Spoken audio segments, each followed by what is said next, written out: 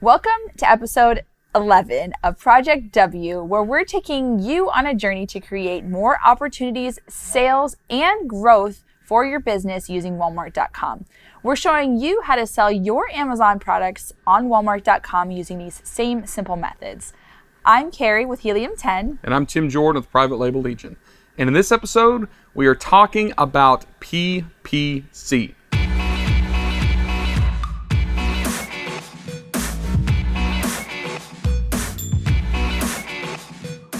So anyone that's sold online or especially on a marketplace understands how important paid ads are for getting sales. The most common term is, of course, PPC, meaning pay-per-click. And in this episode, we want to give you kind of a brief intro of what that whole system looks like specifically for your Walmart.com listings. PPC on Walmart.com is actually quite simple. There's not a whole lot of bells and whistles, but the features are actually increasing quite a bit. So as time moves on, I'm sure it'll get more and more complicated. So it's actually a great time to learn now because it's so basic, so that you can build from the basics and then move on forward. If you're used to selling on Amazon, which we hope most of you are, you might be familiar with some of those really kind of more complex and more advanced features of PPC, like DSP ads and enhanced brand content ads, things like that. Those really aren't currently available on Walmart.com. Now, if you've cruised around Walmart and you've seen some like brand ads and storefront advertising, things like that, it is available, but typically just to very large brands. For all intents and purposes, there may be a couple exceptions. We'll say that the majority of us, third-party sellers, are not necessarily going to be eligible for those with our current brands. So I love the acronym Keep It Simple Stupid. I tell myself that all the time because it usually applies. So I'm not going to think really deeply about PPC. I'm not going to overcomplicate it. I'm going to keep things simple because the platform right now is fairly basic.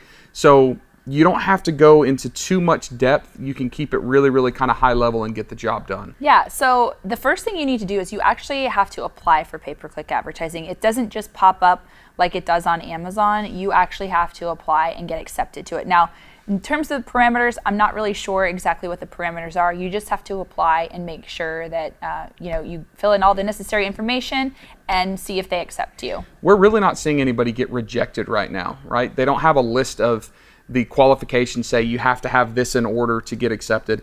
Pretty much anybody that we're seeing apply right now is getting accepted into the PPC program. So right now, Carrie's going to show you what that application process looks like. So to actually apply for the Walmart PPC program, you need to go to a different link, a different URL, and that's walmartconnect.com. And as you can see here on the screen now, you'll see kind of the walkthrough of what this application process looks like. So it's actually quite simple. It's only one page. So you click on Start Advertising, and then you're going to fill in this information right here. And it's really just your business type, your name. You want to use the same email that you used to log in. And then basically all basic information. Your tax ID needs to be on there. And then you're going to hit submit, and that's literally it. And then you'll wait to see, if you're accepted to the pay-per-click program. And just make sure that the information you put on this application perfectly matches your seller account for Walmart.com. If the email address, if the company name, if any of that stuff does not match, you're probably going to get rejected. Yeah, so just make sure to do that. It's pretty simple, as you can see, only one page. So I don't see a whole lot of reason why they're going to reject anybody, especially because they want people to do some advertising on their platform. So when we applied, how long did it actually take to get accepted? I believe it was about a week. About a week. That's pretty average, 1 to 2 weeks. So now that we've been accepted, let's actually show you what the PPC portal looks like and give kind of a rough overview of that. Okay, so when you actually go onto Seller Center, it's actually up at the top and it says Ad Center, and you click on Ad Center and it'll actually take you to your dashboard. Now, we haven't set up any campaigns yet on this account, so we're starting completely from scratch. So you've got your dashboard here, and then you can go to campaigns, and this is where you're going to actually create the campaigns on Walmart.com. There's also some other tools. There's a keyword tool on here that I think if you have access, you can play around with it. It shows you some search volume. So that's really interesting. You've got reports, and that's probably going to be obviously more clear when you start advertising. You'll see the actual data come into those reports. So we'll go ahead, and I want to walk you through just simply creating a campaign and also talk a little bit about where the placements of these ads are. So the first thing we'll do is we're going to click Create Ad, And you have two different types of targeting. Okay, you've got manual bidding and automatic bidding. Now, for automatic bidding, you usually start with automatic bidding, and you can't actually do manual bidding until you're ranked below, I believe it's spot 128 on the rankings. Okay, so you need to make sure you already have ranking in order to get that. Otherwise, you're going to just start with an automatic campaign. We actually, because of that WFS, we are ranking, so I do believe we can start with our manual campaign and get that going. And I feel like it's safe to say that we want manual bidding. We want to be able to control what keywords we're bidding for, because the automatic bidding selects keywords and placement based on what Walmart's algorithm thinks is highly relevant and is going to have most traffic. And in my opinion, I don't always trust that, right? Because even when we were doing like the reverse product ID lookups, we were seeing some keywords that were attached to competitors' listings that really weren't relevant. And if you really want to see what I'm talking about, you can go into the optimizations tools on the top of the screen and let Walmart show you some of the suggested keywords for these products. And I disagree with a lot of them. Now, the algorithm will figure out a more kind of focused and higher relevancy and better targeted keyword list as we make some sales. But initially, I don't love it. So if you have to use automatic bidding because you're not in that placement where they allow manual bidding, go ahead and do it, get some sales, but try to get to manual bidding as fast as you can. But let's look at what the actual manual bidding process looks like. So I'm going to go ahead and we're going to start this campaign, and I'm going to name it first. So a lot of people have their own methods of naming their campaigns, and I don't have a certain strategy here other than I'm just going to name it based on our Project W purposes. So I'm going to call it First Egg Tray 12 Campaign. And then the next thing is you're going to add the start date right here. And you can do this, to the same day or in the future. And then you can, next thing is you're going to go ahead and add your total budget. And this is the total budget of the campaign. So I'll go ahead and start kind of low. And I'm going to go ahead and make it $1,000. And that's more similar to what we're familiar with, whether it's through Google ads or Facebook ads or Amazon. Now, what's interesting about Walmart's PPC is you set the daily budget, and of course, as we know, they will spend up to that amount per day. But if you spend less per day than that amount, they can actually roll over your budget to the next day. So if we select $100 a day for a budget, and we only tomorrow spend $50, they will take that $50 that we didn't spend and could apply it to the third day. So the third day, it might actually allow us to spend $150, right? Which is interesting. And I maybe kind of like this because it considers an overall budget. And if you have a slow day and then a higher demand day the next day, maybe it's a holiday or maybe it's a weekend, or there was something that created a social media stir for wooden egg trays, whatever it is, it gives us a little more wiggle room without really getting too far away from our overall daily budget. It will cap out though at 2 times the daily budget. So even if there's a lot to be rolled over, it will never charge us more than $200 a day if our daily ad spend is $100 with rollover left over. So I think we should go ahead and just to play around with nice even numbers. You want to put 100? Yeah, let's do 100 for our daily budget. Okay. The next thing is this is where it's going to be placed. Okay, so we've got carousel, search in grid, item buy box, and item carousel, okay? So this is where the actual product placement is. So I wanted to actually go back over to walmart.com, and I wanted to show you where the actual placements are. So we've got search in grid, and this is in grid. It's either up here, and then there's also throughout if there's more advertisers. I don't think usually there's 2 ads up at the top if there's Go to Garlic Press and let's see. Yeah, let's see about Garlic Press. And you saw that we could select the actual locations where they're shown. The in-grid is default. You can't turn it off. So we have 2 in-grid locations here. So we've got the in-grid, and sometimes they'll be kind of throughout. Yep, so you can't, what's kind of cool about it is you barely can see that it's sponsored. It's a very small little tag on there, so I think that's actually really helpful for people, when you're starting to advertise, and you're at that top search grid. And then at the bottom, there's also usually a carousel. So we've got this carousel. So this is the item carousel placement. So that's what that looks like. And then the other one was in product. I'm going to go back and so we've got the search carousel. We did in grid. The buy box. Okay, so we're going to go to the buy box. Wanted to show you that. So I'm going to see if there's any advertisements on maybe some of these top ones. Yeah. You think this one has some? Yep, Yeah, there's so one we've got there. a sponsored ad right here. So this is the buy box ad. So that's where you can target your, your competitors, which is great. And if you scroll all the way down to the bottom of the listing here, you'll see this more items to consider. That is the item carousel. But we don't see any sponsored ads there. I No, haven't seen any which yet. is great. It just shows us how few people are actually using this PPC. All right, so we're just going to turn on everything. Not always saying that's the best option, but just to show you guys what this looks like, we'll turn it all on. And I love that it allows you to allocate a certain percentage of your bid to a specific location, right? So if we want to target more the search in grid or more the buy box, we can split that up. It's basically allocating your budget to a specific location. So just for all intents and purposes, we can try this. Let's do like 75% in grid and then 25% buy box. Yeah. Now, the platform thing is very interesting because I don't know. I don't know that a specific garlic press is going to be more likely to be purchased from an app user versus a desktop versus a mobile. I'm not exactly sure, but I think I would just leave it blank maybe. yeah, And, just leave it blank and let it run kind of equal, kind of let it run its own thing out as opposed to assigning a specific allocation. And then add group name. You can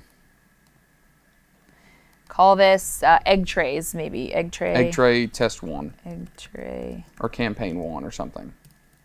Yeah.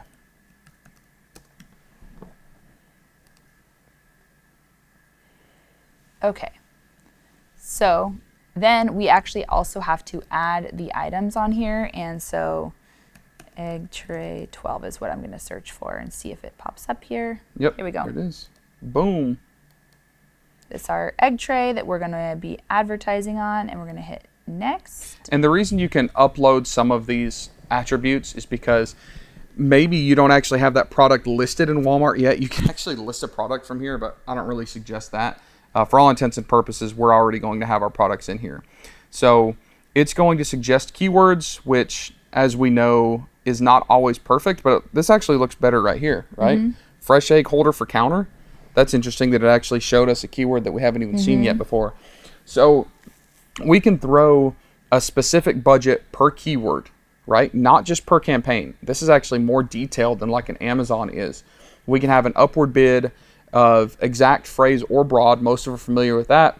The exact is going to be only for that exact keyword. Phrase is going to be any variation or phrase with that keyword. And then broad is kind of giving Walmart more leeway to decide, hey, what else may be relevant. I get scared about broad without getting any sales first because Walmart doesn't know what in the world this thing is yet. So we want to keep it reined in. So I think that we should run personally on exact and phrase right now. Yeah, something else I want to mention is that on Amazon, say you want to really win out on a keyword, and you maybe say, I'm just going to go all out and put $5 on there, but you know that Amazon doesn't necessarily charge you $5. They'll charge you the amount that the auction is going for pay-per-click advertising. So it could be, $2 if that's kind of the going rate. If you beat, your competitors by a cent with $2.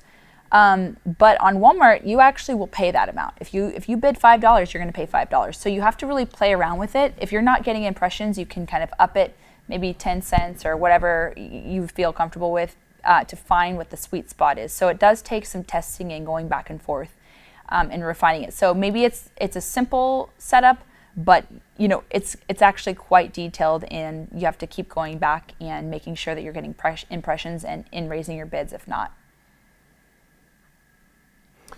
All right, so if we go back and look at our keyword manager list from Helium 10, these are the keywords that are stored.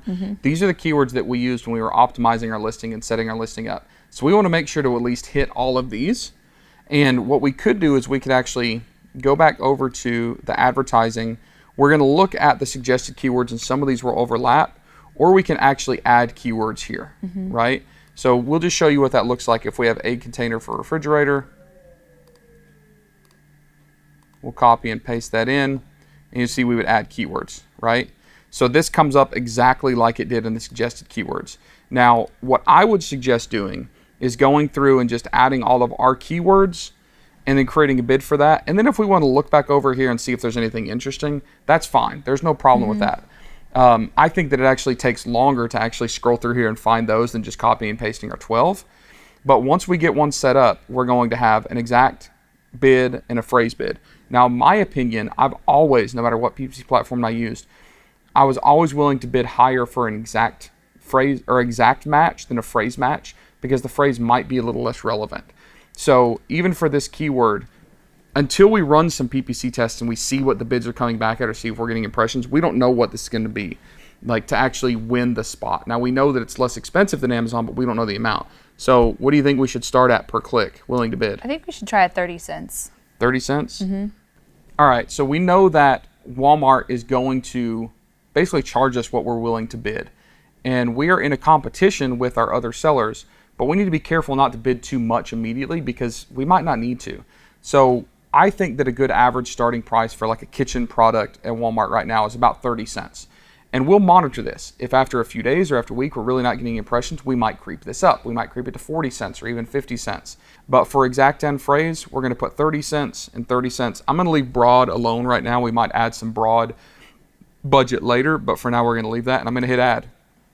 All right, so once I hit add, then it's going to be in bidded keywords. So you've got suggested keywords, keywords I can add, bidded keywords. This is what we currently have running right now. Yep, which is pretty exciting. Our first pay-per-click advertising campaign. So what we're going to do is we're going to go and add all those additional keywords that we have in our list, and then also the suggested keywords, we're going to take a look at that as well and add some more keywords in there that Walmart actually also suggested. I think I did see some in there that they're suggesting that could be beneficial to us. So we can go ahead and start running some advertising on that as well. So because we're talking about PPC for a marketplace, we just have to add a caveat that this is not the only place to run PPC, right? You can still run your Google ads. You can still run your social media ads. You can still drive traffic from publications or press releases or gift guides. All of those different places love to send traffic to a marketplace like Walmart. So when you're considering your overall kind of PPC strategy, I suggest saving some daily budget for some of those other platforms and playing around with those and seeing if maybe, especially Google ads, because we know that Google and Walmart work so well together, can also bring you some traffic, which is, in my opinion, pretty cool. And also play around with the different strategies. You know, maybe you're going to put fewer keywords in a campaign than we do. Maybe you'll put one in a keyword to start, or one keyword in a campaign to start off with. You actually, a lot of people out there, you have a lot of knowledge about pay-per-click advertising, so utilize that and come up with your own strategies with Walmart.com. We just basically showed you the basic setup of a campaign so that you know where the placements are and how to set up a campaign. And remember that things are changing quickly on Walmart. So the platform is going to change, the number of features is going to change, the number of ad types are going to change. Just remember that the main principles of PPC always apply, regardless of where you're running your ads, what listing you're running it for, what the platform looks like, or what the budget is you're spending per click or per bid or placement. Keep it simple. So to review this episode, we covered the basic rundown of pay-per-click advertising. You can actually review the show notes or view the Project W episodes and resources at helium10.com/Project W. All right, so on the next episode, we're going to cover, drum roll, launching and ranking. It's always a hot topic, regardless of where we're selling, but especially on marketplaces. And we're going to get into all of the things that we've identified and that even Walmart publicizes as being impactful to ranking on a specific keyword search for your product on Walmart. So stay tuned. Next episode is going to be a good one. See you later.